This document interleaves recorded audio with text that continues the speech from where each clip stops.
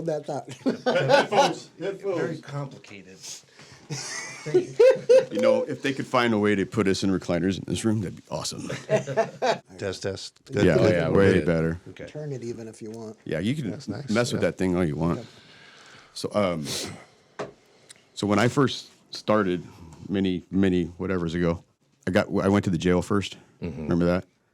So I was in the jail one day, and I'm working in the booking area with my FTO, my training officer, and I love vets. I mean, you guys all know how I feel about vets, man. I'll do anything for them. So I'm start processing this guy, and the guy walks in, and he's a vet, and this guy tells me, no shit, he was one of the Marines that they got bombed in the 1983 in Beirut when they hit the Marine barracks. Yeah, Remember that? That's right. So this guy's telling me this, and I'm like, I go over to talk to my TO and say, man, we got to do what we can for this guy. This guy's seen hell, man. Like, a lot of his friends died that day. And one of the officers comes over, grabs this dude, sits down with him, and just calls him brother, and just talks to him for like half an hour. And I thought, man, this is the coolest thing ever. I just saw the brotherhood. They'd never met before, and sat with them at least 30 minutes and just talked to this dude and said, you whatever you need. And gave him his number, said, you call me if you need anything when you get out. Now, the only awkward thing was the guy's fly was open the entire time, but but I was really impressed with this guy, this officer who did that. And that officer happens to be sitting right here today. His name's Dan Manriquez. Dan Manriquez. You probably don't even remember that, do you? No, wow. Yeah.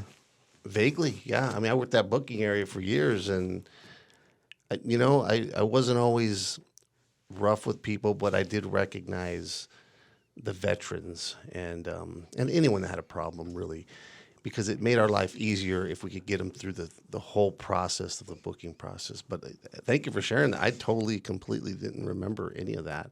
But I remember I sat with a lot of guys, and I took a hit for that. I remember certain supervisors say, "Hey, man, you're a little too nice to these guys." And we're talking the 90s now, Right? Where it was okay to throw somebody down, and we all did that. I mean, if somebody had it coming, they had it coming. Yeah. But that wasn't always the best technique. Sometimes you could sit with somebody and pull them through the process. Let them know, hey, man, this is just a process.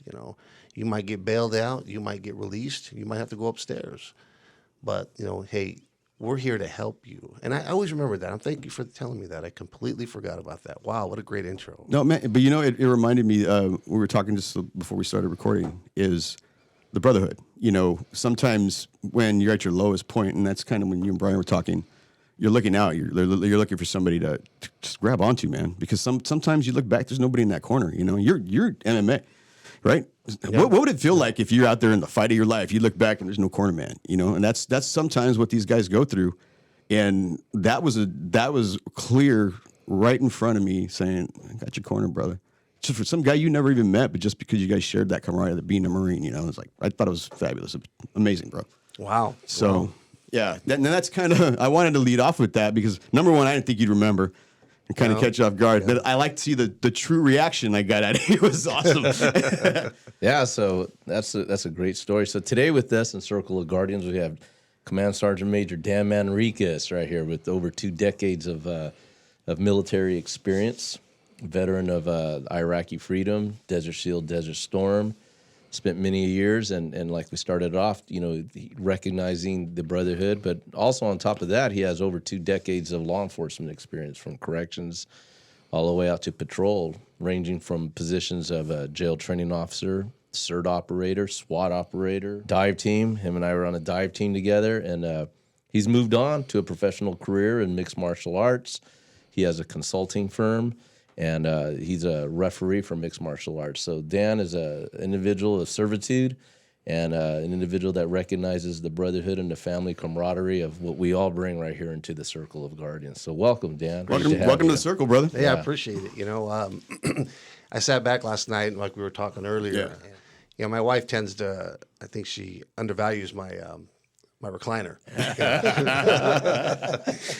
because there's some serious thoughts that go on there. And I can honestly say at 57 years old, it's nice to have these experiences, to go back and, like Brian, what you were talking about, see this until we get a little older, that what was it that pulled us through adversity? And I think I can really tell you honestly, it's legacy. It's a continued payment of legacy. And what I mean by that is I have 4 sons. My job is to get them from point A to point B. We start when we hold them in our I told my son the other day, I was kind of disciplining him the other day, but it was more of a guidance session, I told him, I said, son, I held you in this hand. And I held you in this hand, Zach in this hand. Sometimes one on the back, one on the chest, But my job, now that they're progressing, I've got one in the Army, Airborne Ranger. I got one getting ready to go to the Navy. One that works in In-N-Out Burger, which is fine. He's still trying to figure it out. Well paid, Brandon Albert. I can't believe what he makes. Yeah. 23 an hour? Yeah. Oh man, It pays well. Oh, my it God. pays well. So, the legacy of all of this, and Brian, you said something really interesting. When I left the Sheriff's Department in 2015, I absolutely had another lily pad to stand on. There was another force pulling me. I missed the job every day, but there's other things, there's other presents to open, underneath that tree, And legacy being that you have an obligation to your children to show them who you are, and how to make it through adversity, because every day is hard. Every day we get up, it is a battle. And all of us fight them. Yeah. We have our own demons. But with my boys, they're men. And today's day and age, men, I just wonder how many men are left out there. I just really question that, Are we making men anymore? Does a kid know how to change a tire, tie a tie? And that's what my consulting business really is. I consult in the fight world. I'll be up at Tachi Palace here soon. I'll be at Table Mountain soon. I consult in the fight world. But really the mentoring, consulting part of this business I just opened is about reaching out to the youth. Can kids tie a tie? Can they shave their face? Do they know how to shave their face? Can you change a tire? You'd be surprised. Can you put chains on a tire when you're going up to Shaver Lake when you find it snowy? These little things. I've got 2 students right now that I'm consulting with, and it's amazing. We do the martial arts thing, the mind, body, spirit type thing. Interjected that, but we do take a session a week, and we talk about this. May sound deep, but it's my literature background. I went to Fresno State. Took me 15 years, best 15 years of my life, Fresno State, man. That was 7 years of college down the drain. They took the bar. Yeah. But,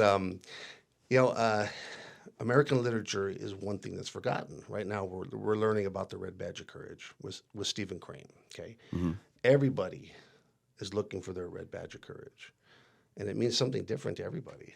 So, that legacy of teaching students about yesterday, that history does repeat itself. Yes. But what's your voice, And I tell my boys the same thing. My job is to get you out there and to shield you. I can't carry you like this anymore. You're too big. Now I just have to shield your mind and give you scenarios to help you survive out there, because no one's going to give you a break. The world's an ugly place too. It's a tough place. When we put our kids out there, you have this thing in your mind. I mean, there's monsters out there. Especially, I know, like as a father, my biggest fear is not being there when the monsters arrive. My daughter, and that's the biggest one I have every day. It's a living nightmare. But it's even our sons. I had a thought, and it made me feel a lot better. I'm not actually trying to be there. If I could be there, I would, but I know I'm not. So I'm not trying to do anything but have them. They got to be able to pick up their own shield. That's right. Pick up their own shield to deflect all that. So how do you do that? I mean, you're doing it. Every little thing. And I think anyone who doesn't understand or study literature, you're doing yourself a disservice. Because do you know the samurai had to study literature along with everything else when they trained? Yeah. They had to study poetry. There's a reason behind that, because if you're a true warrior from a warrior culture, you appreciate history because you don't want to repeat it, but you also know which tactics worked and what didn't. But it's all about mind, right? You have to know what the enemy's thinking and outsmart them. How can you do that if you're not in the literature, if you don't understand poetry and theory and tactics? What is everything? If you look, we were on SWAT, man. We used to train together. Yeah, this guy's a beast, bro. It's a dance, right? Isn't it? I mean, guys going into a room, clearing it. How beautiful does it look when they're squared away, man? Amazing. Yeah. And who would stand a chance against that kind of tactic and fluidity? But it's actually, to me, it's art, right? It is art. But it's a very dangerous art. Yeah, a lot of fun. And, you know, I spent 5 years on that team, and I was always impressed with, well, it was very physical. I just remember how physical it was. Probably one of the toughest things I ever did. But I do remember the camaraderie that you had to be in tune, not only physically, but you had to be in tune with each other. You know, and if you weren't, you were out of step.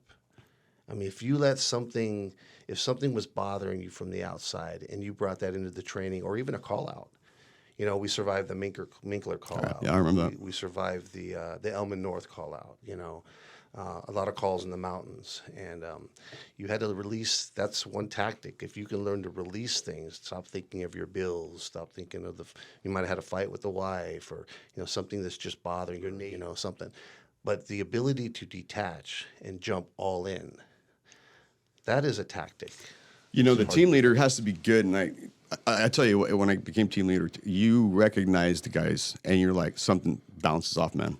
In your approach, if you guys got something, let's talk it out, get rid of it because we got to be 100% when we go in. That's right. And the guys they would tell you straight up, hey, this is what's going on. All right, we'll handle that shit. Don't worry about it.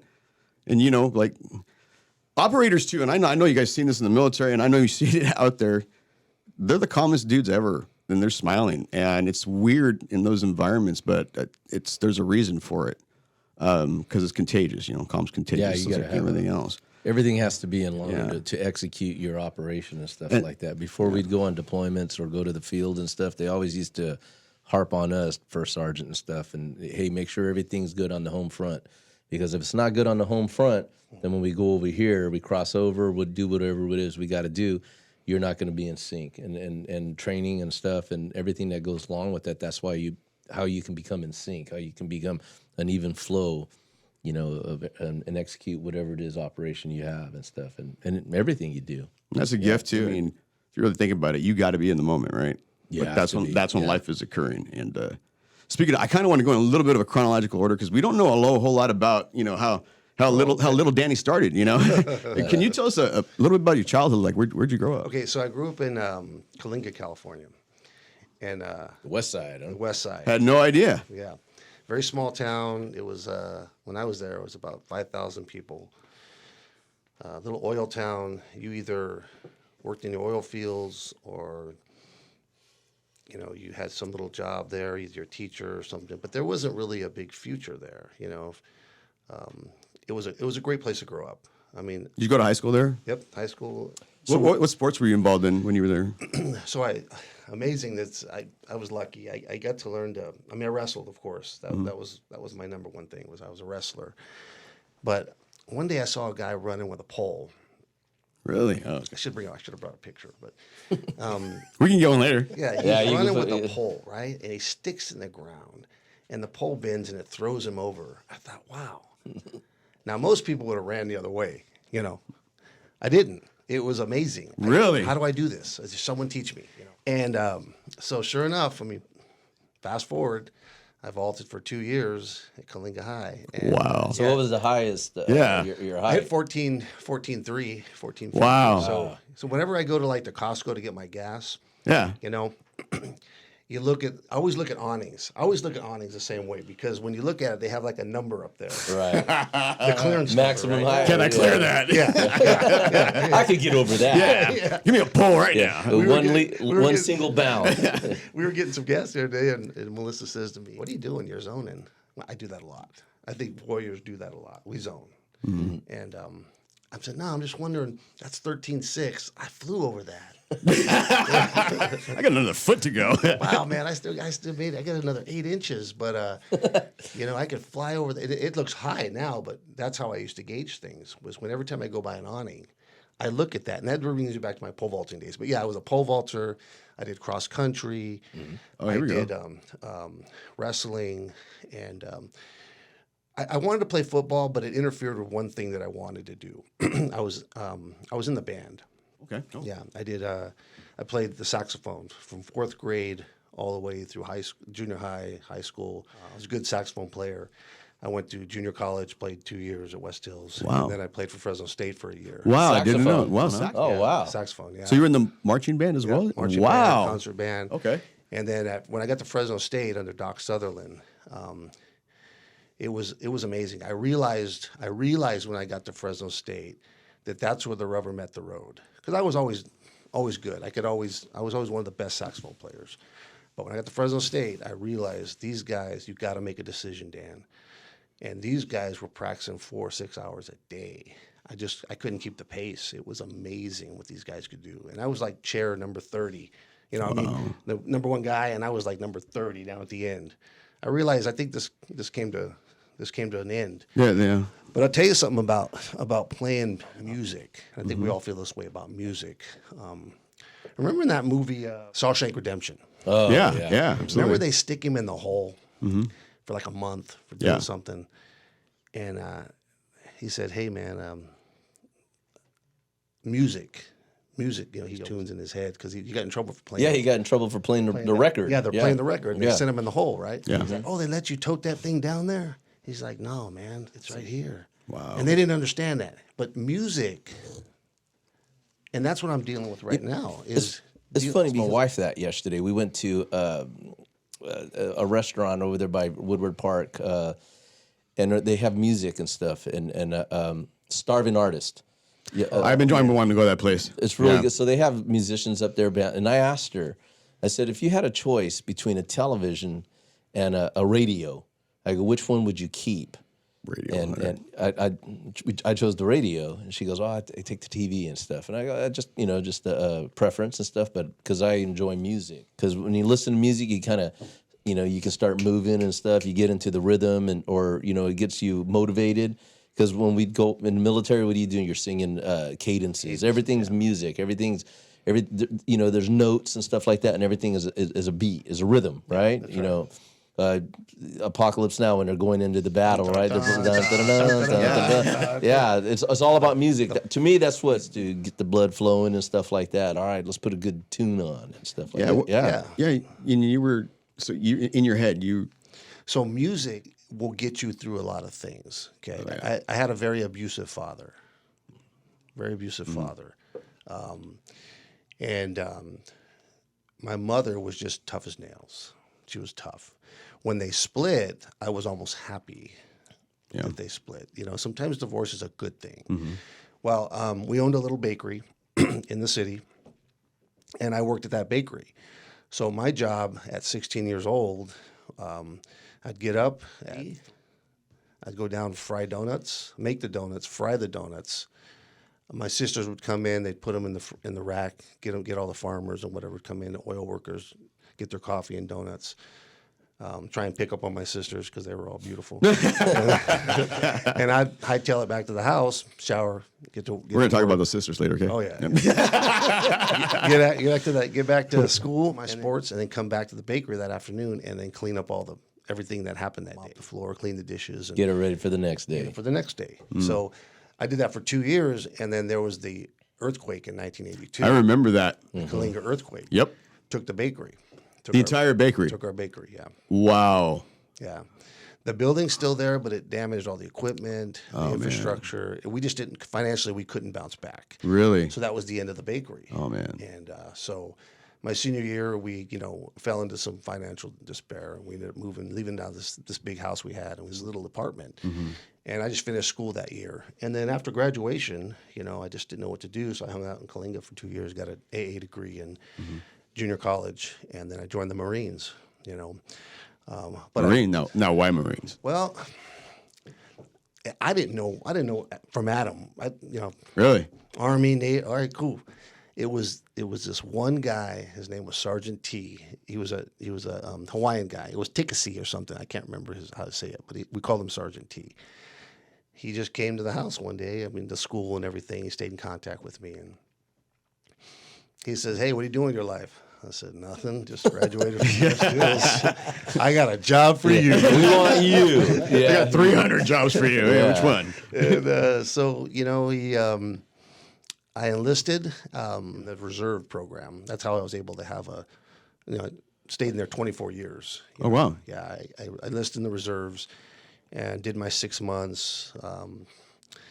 Came out a different person. I want to tell you that the discipline that the United States Marine Corps showed me, and the Army and everything, you just can't believe it. I had hair down to my shoulders. I showed up to boot camp. Within 30 seconds, you are a different person. It is a sink or swim. I knew right away. I didn't have no saxophone. I wasn't Kenny G. Here comes that music in the head. I needed that because you're in prison. Oh, yeah. And you'll sing any tune you can because you get there, and I'll be honest, within 30 minutes, Paul, correct me if I'm wrong, but they shave the head. All your civilian clothes are put in a box, and you put your name on it, and you just can't believe it. The only thing you think to yourself is, what the hell did I just do? About that a lot. What What was I the thinking of? hell Yeah. did I? And you're sleeping. Your first night in boot camp's probably your toughest night because you have these most vivid dreams of being home. And your mom cooking tacos, and I could smell them. And you're laying on the couch. Hey, mijo, get in here. It's time to eat. And all you do, you wake up, the lights come on, the trash can gets thrown down the thing. But the neat thing is you adapt. Before you know it, within 2 minutes, you're up making your rack, getting dressed. You're on the road to chow. You form mentally. It's more mental than it is anything. Getting the road to chow, you bond with 80 other people that are from all over the country. The way it works with the Marine Corps, there's two places that you have East Coast, West Coast, and the Mississippi is the divider. Everybody on east side of Mississippi goes to Parris Island, South Carolina. Everybody on the west side of Mississippi goes to San Diego. And that's it. Those are the only two places they train Marines. And you meet some really neat people. And within 30 seconds, my son that wants to join the Navy, I told him, I said, don't worry, you're going to have best friends in 30 seconds when you get there. Push-ups together, misery together, hungry together. I was so hungry, I used to eat my toothpaste. Oh, damn. What kind was it? Plain, just... Aqua Fresh. Aquafresh. Close up. But yeah, got out of the Marines and got home after 6 months and started drilling out of Bakersfield. And then I got called up for Desert Storm. Desert Storm. Oh, all right. In 1990, Saddam had invaded Kuwait August 2nd, 1990. We get called up and we land in country December 11th, 1990. And we stayed there till June of 91. And, mentally I was ready. I was completely ready.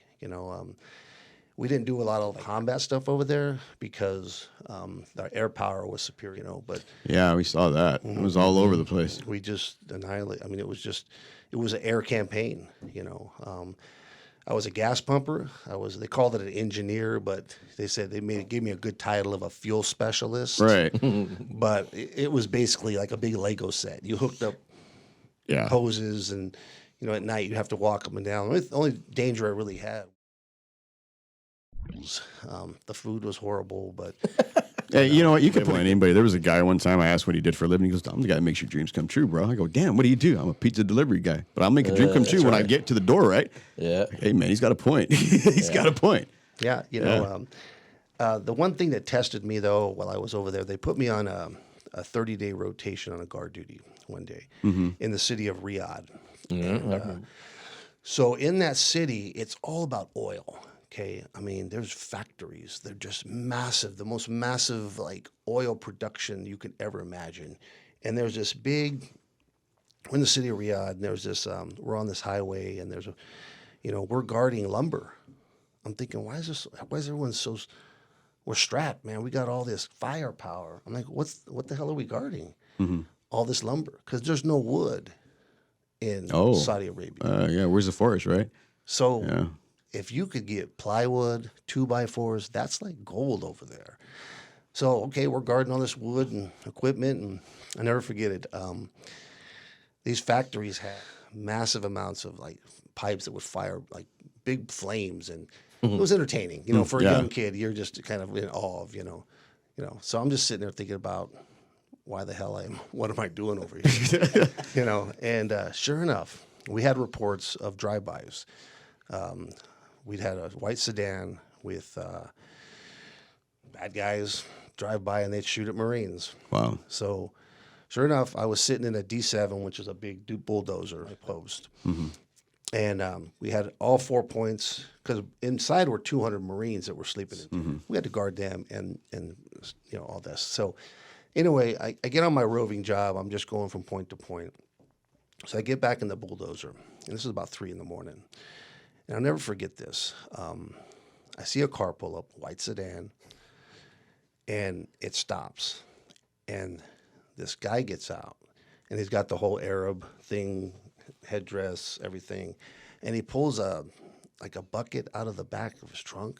Oh, wow. Okay. And he's got a satchel on him. I'm thinking shit. all I could think about was from my classes, they're going to blow us up. Yeah. They're going to kill my Marines.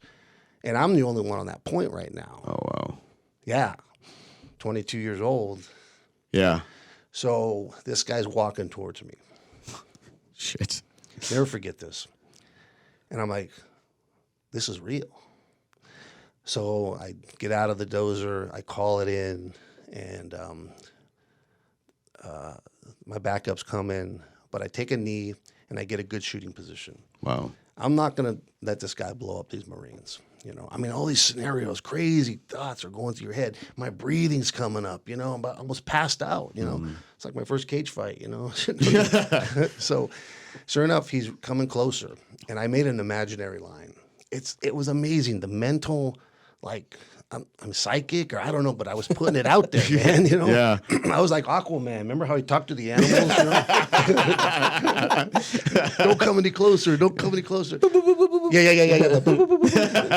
So I drew an imaginary line. I'm sitting there, and I got my rifle. I got it all seated. I'm in a good kneeling position, and the guy gets so close to me, I can see the whites of his eyes. Oh, wow. And that's one thing they teach you on SWAT was that if you have to shoot somebody, you don't look people in the eyes, because you see the soul. That's not your mission. Your mission is to put them down. Yeah.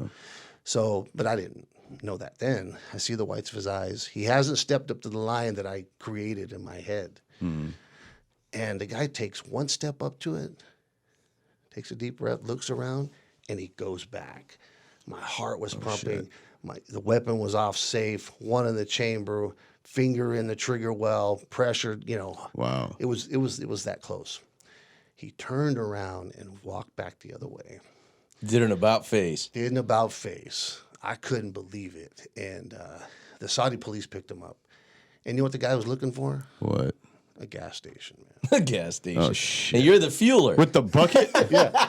He had a satchel and he had a bucket. That's where he's going to put his gas in. So, yeah, when did the gas station attendant start carrying an M4, right? Yeah, right. Yeah, it's okay. I got a funny story about over there. So after the war, right, Desert Storm, we were in Humvees and we were going to Baghdad, and then they said stop. The war's over. Stop. Literally, it was just stop. So we stopped, and we're in a big old convoy, and we're like 20 miles out of Baghdad. So anyway, a couple days pass. Like everybody's like, what happened? What happened? Oh, the war's over. The war's over. So okay. So next is the rotation back home. So they assembled this place, Cobart Towers, and that's where everybody was going, cleaning up, and then going back home. So we're waiting for our time. So as we started, we were out there about a week, and then they said, all right, we're moving back. We stopped. We're in the middle of the desert. So our next stop is Cobart Towers. So they said, all right, man, we're leaving tomorrow. They get all your MREs and everything out of your Humvees and take them to the back of the convoy, and just stack them. We're going to leave them for the Bedouins, the people out there that drive around in these little trucks. So we stacked maybe 100 cases of MREs, like a pyramid of them. So I'm back there smoking a cigarette just by myself. And then a white little pickup truck drives up. And I'm looking at the pickup truck, and they they drive to the MREs. And there's 3 guys in there, three Bedouins and stuff. And then they're looking at me. I'm looking at them. I'm right there smoking my cigarette. And we make eye contact, and so I walk over there, and we couldn't communicate. I didn't speak their language, they didn't speak my language, but one of the guys pulled out a big old wad of cash, and then he pulled, and I knew what he wanted. He wanted DMREs. He wanted to buy them for me, and I said, looking at the cash, and they were like $100 bills, and they all had Saddam on there, United Bank of Iraq, and so he looked at me, and I said, all right, I go, give me 4, give me 4 of those, and so he gives me 4 of them. So I'm starting to load up his back of his truck full of MREs, just getting cases, and they're all out, and boom, boom, boom, we're stacking them up, and all of a sudden, the goes like, "Hey, what are you doing?" So they take off and stuff, and he goes, "What were you doing there, Private?" And I was like, "Well, I was loading up the MREs," and he goes, "What happened?" I go, "Well, I sold them to the guy." What the? Oh So shit! they had a formation and stuff, and the commander's like, "Those you can't be selling, equipment. You're not, that's not your job." To be How out much for there." this rifle? He goes, "You can't be selling, military." And I was like, "Well, I didn't know. I thought it was." Oh man. So my squad leader, he comes up to me. I think I was 19, right? And he's a bigger dude and stuff. And he would wrestle, and I was all skinny now. And he goes, "Hey, Private, hey, Harl, what'd you get for that?" And I was like, "Well, hey, Sergeant, I got 4 $100 bills with Saddam." He goes, "Well, what are you going to do with it?" And I was like, "Well, I'm going to put them in my photo album, one souvenirs, right?" And he goes, "Well, give me 2 of them." And I go, "What are you talking about?" And he goes, "Well, give me 2 of them." And I was like, "Well, they're mine." And he goes, "No, you got 4. Give me 2." And I go, "Hey, Sergeant, and he started walking closer to me. And then I seen what he was doing, and so I started walking back. And then I got onto the other side of the Humvee, and he goes, "You're gonna give me 2 of those right now?" And I go, "Hey, come on, And then so we started walking back and forth like this, and finally he ran and tackled me, and he was a lot stronger than me and a lot bigger. He ran Wow. 211 to you. Huh? He took 2 of them from me, and I was all bent out of shape, sand in my hair. Yeah, some people call that a crime. But Yeah, some people and I was like all mad and stuff, and I was like, well, anyway, that was just back then. Yeah, but that whole incident really taught me what I pulled from that, and this is all part of the legacy, right? The whole journey to where we are today. Yeah. What made us who? What the scars, the experiences, the training. What that taught me is never jump to the conclusion. Never, have a plan for everything. When I used to pull people over, when I used to work in patrol with the sheriff's department, I was the nicest guy. But when I pulled you over, I still had 3 ways I already figured out how I was going to kill you. Right. That's just how you have to survive. Yeah. And that might be rough for some people to hear, It's the reality of the job. but you're going home. I'm going home. Working the west side of Fresno County at 3 in the morning, and you're stopping a car with all tinted windows. Yep. There's 3 ways I can handle this.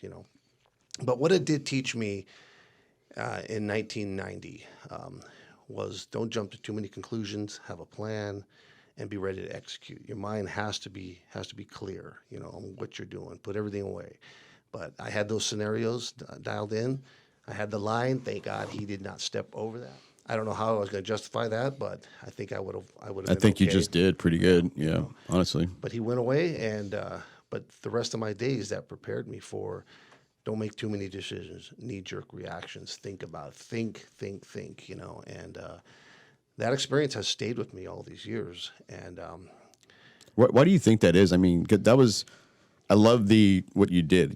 You literally in your mind drew sand on the line. I mean, a line in the sand, and not a lot of people do that. And so that was your decision maker, right? That made the decision for you. If he passed that, you're shooting. that was it. Yeah. And that's at that age, carrying that weapon in your hand. I couldn't imagine how you felt. But so how carrying that over to the career, how did you apply that? I mean, you just said about the vehicle stops, but give me a scenario outside of vehicle stops where maybe that wasn't applied again.